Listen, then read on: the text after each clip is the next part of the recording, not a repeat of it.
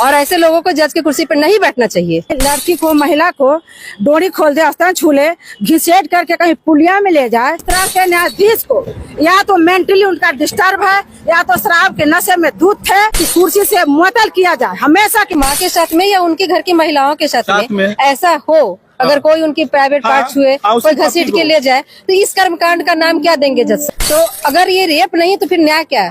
आप न्याय का मतलब क्या रह गया? जज का ये फैसला कभी हो ही नहीं सकता है। या तो उनकी मानसिक स्थिति खराब होगी या सच में वो भांग से या दारू पी करके नशे में धुत होंगे। अगर वो होते, हम लोग नजदीक में तो चप्पल और जूते से भी स्वागत करते। नमस्कार, लवकुश कुमार पांडे और आप देख रहे हैं दैनिक सोच। हम इस वक्त हैं जो मसौरी में है और आप हाल ही में देख रहे होंगे मीडिया पर और न्यूज पर सुन रहे होंगे कि से इलाहाबाद का एक जज का जो है फैसला आया है महिलाओं के प्रति लेकर के कि महिला का जो है प्राइवेट पार्ट को छूना, उसके नारे खोलना और जो है उसको रेप कानून में नहीं आता है, रेप नहीं होता है। तो उसको लेकर के जो है तमाम महिलाएं जो हैं, महिलाओं में आक्रोश फैला हुआ है।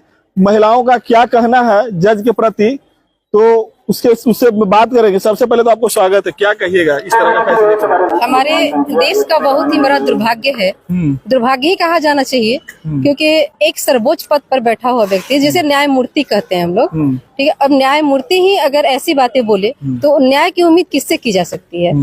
अब अगर वो कहते हैं किसी महिला का प्राइवेट पार्ट को पकड़ना, कपड़े फाड़ना, घसीट कर ले जाना अगर रेप नहीं है तो क्या है ये?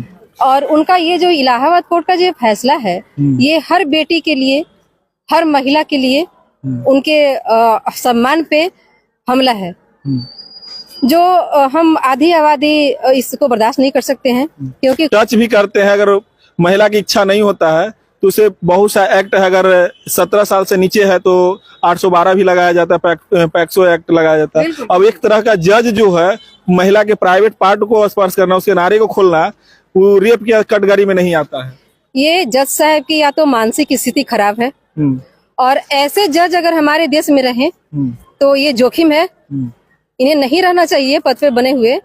और मैं मांग करूंगी अपने सर्वोच्च न्यायालय से, अपने भारत सरकार से, कि ऐसे जज साहब को इनके पद से बर्खास्त करते हुए तमाम आधी आबादी के लिए, तमाम आधी आबादी के अपमान के लिए उनपे सजा मुकर्रर की जाए और अपराधियों का मनोबल बढ़ाने के लिए कठोर दंड का भी प्रावधान किया जाना चाहिए। तो जज का तो कोई दंड दे ही नहीं सकता, वो जो राष्ट्रपति रहेंगे वही। भाई तो यही तो मांग है ना हमारे, इनसे ऊपर ये तो हाई कोर्ट की फैसला है, सर्वोच्च न्यायालय भी तो है ना हमारा, राष्ट्रपति जी हमारे देश में है। तो हम